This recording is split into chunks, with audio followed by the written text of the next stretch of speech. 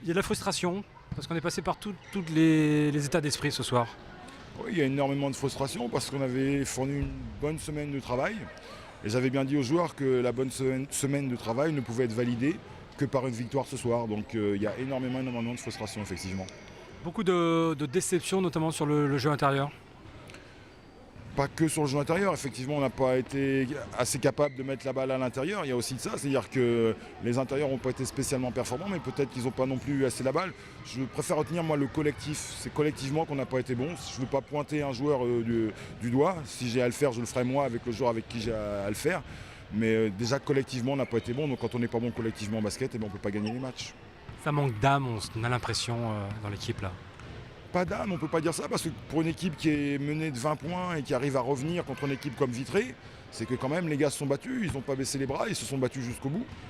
Mais après, quand on se bat, il faut être lucide. Alors peut-être qu'on a perdu trop d'énergie justement pour revenir, et c'est ce qui fait qu'on n'a pas su être lucide sur la fin de match. Mais qu'est-ce qui se passe dans ce deuxième quart-temps, alors qu'à l'issue du premier, c'est l'égalité 17-17, et puis là, c'est le naufrage. Mais on a eu des problèmes de faute, on a déjà eu des problèmes de faute qu'il a fallu gérer.